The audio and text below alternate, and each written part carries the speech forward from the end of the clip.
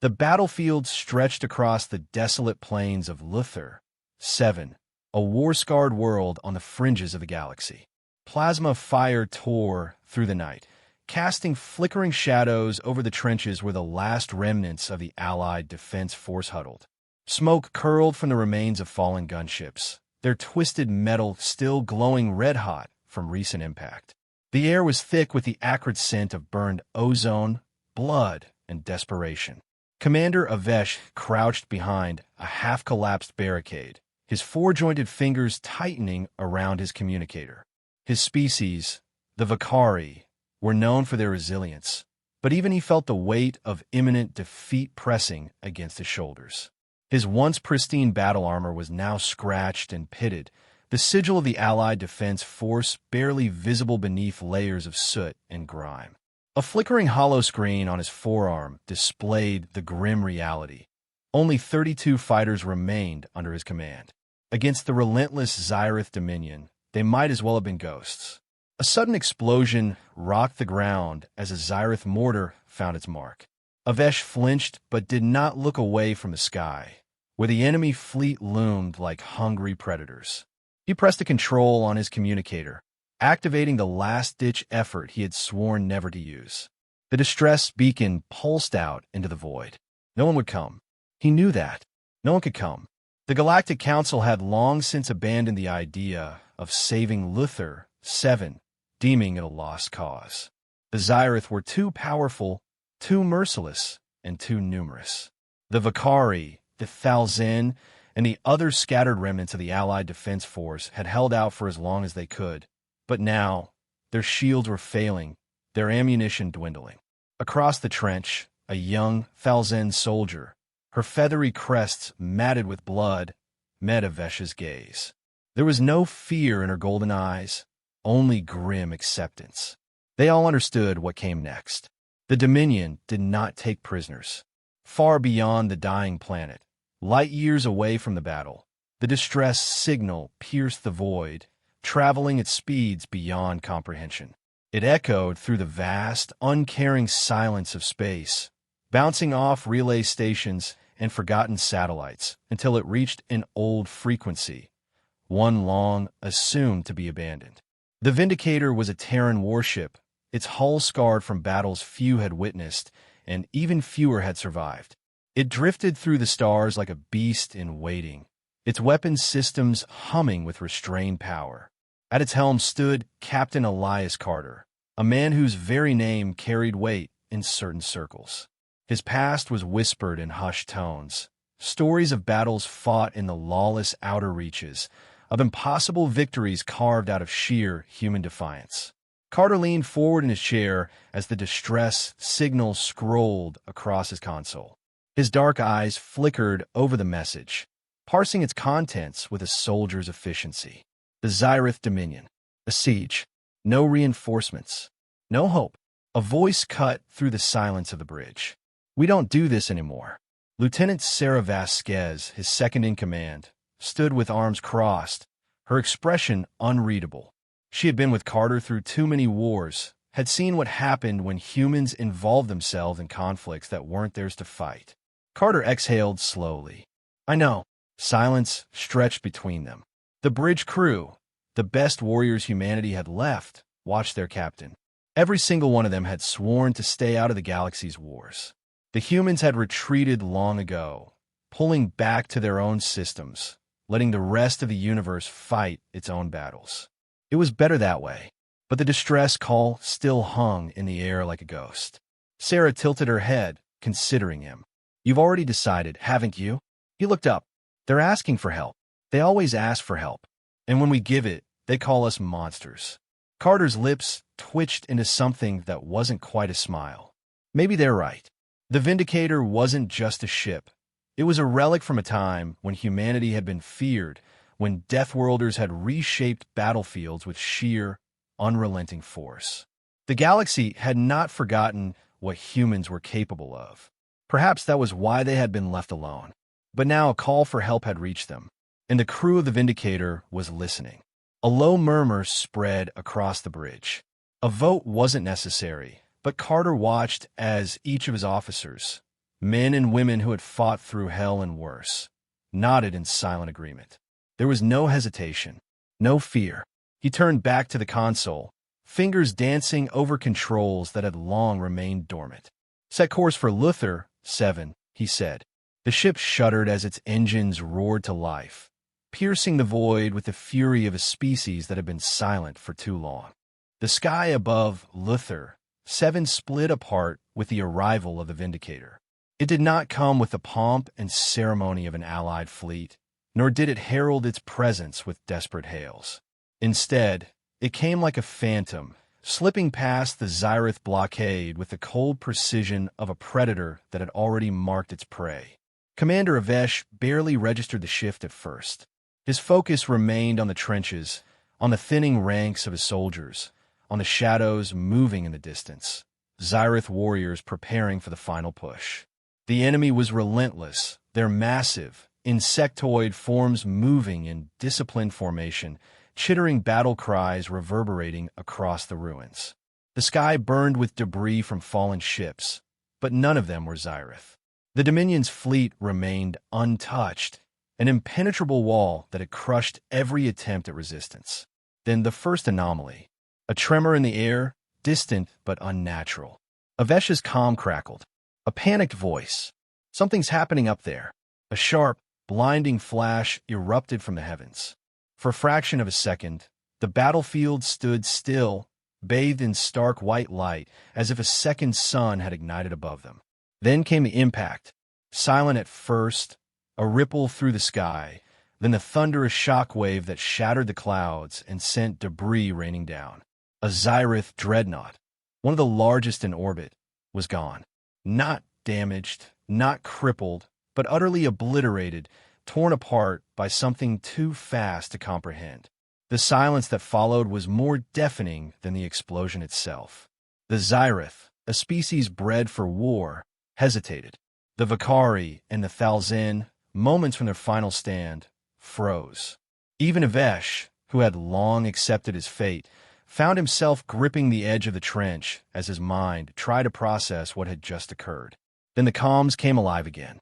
A new voice, calm, measured. "This is Captain Elias Carter of the Terran warship Vindicator." Avesh had never heard that name before, but the effect it had on the battlefield was immediate. The Xirath chatter shifted from battle formations to something else. Disbelief, uncertainty. Their front line wavered. The Allied forces, too stunned to react, merely listened. "You sent a distress call," Carter continued. "We answered." Avesh's mouth was dry. I don't understand." "You will," Carter said. "Stay down."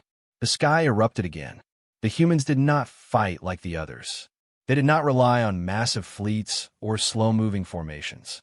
They were not bound by the doctrine of overwhelming numbers.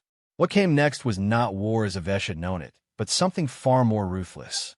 The first wave came in silence. Black, angular ships moved through the atmosphere without warning, slipping past Xirath defenses as though they weren't there. Dropships broke through the clouds, their hulls shimmering as they phased out of stealth, and from them, the humans descended. Not in orderly formations, not in careful deployments. They fell. Armored figures slammed into the battlefield like meteors, dust and flame billowing in their wake. They hit the ground running, kinetic rifles already raised, moving faster than any soldier had the right to. Avesh watched in stunned horror as a squad of 6 tore through the Xirath vanguard before the enemy even realized they were under attack. The humans moved like wraiths, darting between cover, their weapons striking with unerring precision. The Xirath recovered quickly, their natural instincts forcing them to retaliate. Plasma fire screamed across the battlefield, a hailstorm of green and violet. But the humans did not break. They weaved through the chaos, ducking, rolling, moving with impossible agility. Their armor absorbed glancing shots that should have burned through them, and they answered with firepower that cut through Xirath chitin as though it were paper. Then came a close combat. A Xirath warrior, towering over the battlefield, charged one of the humans, mandibles snapping, claws raised. The human, a soldier clad in dark, reinforced armor, did not retreat. He met the charge head-on, dodging to the side at the last possible second. A flash of steel, a monomolecular blade, and the Xirath's head separated from its body. Avesh had seen warriors fight before. He had seen bravery, desperation, and skill. He had never seen this. It was not just that the humans fought with efficiency. It was not just that they were faster, stronger, or better armed. It was the sheer certainty with which they moved, the way they dismantled the Xirath offensive with brutal, unrelenting force. The Allied troops, long resigned to their deaths, hesitated only for a moment before instinct took over. A Vakari sniper found his hands steadying for the first time in hours. A 1,000 officer, once too exhausted to move, let out a battle cry and rushed forward. The humans did not lead a charge. They ignited something in the remnants of the Allied defense force that had long been lost. Hope. The Xirath, sensing the shift, began to pull back. But Carter was not finished. Overhead, the Vindicator roared. From its underbelly, a second wave descended. Not just soldiers, but machinery. Drones wove through the air, cutting down retreating forces with pinpoint accuracy. Artillery fire rained from unseen locations, striking down commanders before they could issue orders. The humans had not simply come to fight. They had come to win. Avesh pressed his communicator, his voice hoarse. Captain Carter. Still here, Commander. He struggled for words. He wanted to thank him, to ask why they had come, to demand how they could fight like this. But all that came out was a single, disbelieving sentence. You just turned the tide of this battle. Carter's voice was as calm as ever. We're not done yet. The battlefield lay in eerie silence. The screams of the dying had faded, the clash of weapons reduced to nothing but distant echoes. The ground, once churned by fire and blood, was now still. Smoke curled from the wreckage of Xirath war machines, their once imposing frames shattered by precise human firepower. The bodies of their soldiers lay scattered across the ruins, twisted and broken, their chitin cracked like brittle glass. The Dominion, for all its ruthless efficiency, had never encountered an enemy like this. Commander Avesh stood amidst the wreckage, his mind struggling to reconcile what had just happened. Less than an hour ago, his forces had been on the brink of annihilation. Now, the Xirath were in full retreat, their warships breaking orbit, leaving behind a battlefield they had once owned. He turned his gaze to the ones responsible, the humans. They moved through the aftermath with unsettling ease, unbothered by the carnage around them. Their armor, dark and battle-worn, bore the marks of close combat, but their expressions remained unreadable. They were not celebrating. There were no cheers, no victory cries. They simply worked, securing perimeters, tending to the wounded, scavenging ammunition. It was not the behavior of conquerors. It was something else entirely. Avesh approached, his steps slow and deliberate. Captain Elias Carter stood near the ruins of a Xirath command post, scanning the battlefield like a man already thinking 3 moves ahead. The human captain barely looked up as Avesh stopped beside him. You saved us, Avesh said, his voice rough from exhaustion. Carter exhaled, finally meeting the Vakari's gaze. You sent the call. We answered. Avesh's mandibles tightened. There was something unsettling about Carter's tone, not arrogant, not dismissive, but detached, as if what had just occurred was inevitable. I've never seen anyone fight like your people, Avesh admitted. You didn't just defeat them. You broke them. Carter's expression didn't change. The Xirath don't retreat. They don't surrender. The only way to end a battle with them is to make sure they understand that staying means extinction. Avesh studied the man carefully. He had seen warriors before, soldiers, leaders, tacticians, but Carter and his crew were something else. They did not fight for glory, nor did they seem to revel in their victory. It was precision, calculation, a cold, surgical application of violence. And yet, as he watched, he saw a human medic kneeling beside a wounded Vakari soldier, carefully stabilizing the bleeding. Another human offered a 1,000 officer a water ration. They had turned the tide of a war, annihilated an enemy force, and now, with the same quiet efficiency, they were saving lives. Avesh hesitated. Why did you come? Carter looked back at the sky, where the last remnants of the Xirath fleet had vanished. Because we could. The answer was simple, but it carried weight. The humans had no stake in this fight. The Galactic Council had long since abandoned Luthor 7. No treaties, no debts, no strategic value. And yet, the Deathworlders had intervened. Avesh's mind raced. The implications were staggering. If a single human warship could do this, turn a hopeless battle into a decisive victory, what did that mean for the greater war? What did that mean for the balance of power in the galaxy? The comms flared to life, a scrambled Xirath frequency breaking through. Avesh recognized the voice immediately. One of their surviving commanders, his tone sharp with anger. "This is not over," the Xirath growled. "You think you have won, but you have only delayed the inevitable. The Dominion will answer this insult." Carter sighed, rubbing a hand over his jaw. "They always say that." Avesh swallowed hard. The Dominion did not suffer losses lightly. Retaliation was inevitable. The thought sent a ripple of dread through him, but when he glanced at Carter, he saw no such fear. "You don't seem concerned." Carter gave him a look, one that carried the weight of 1,000 battles. "Commander, do you know why the rest of the galaxy left us alone?" Avesh had heard the stories, the myths, the whispered warnings about humanity. But standing here, on a battlefield where the impossible had just happened, he realized something. The stories had been understated. The humans had not been left alone out of pity. They had been left alone out of fear. Carter's voice was quiet but certain. "The Xirath think they understand war. They don't, but they will." Avesh shuddered. The humans were not just another species. They were something else entirely.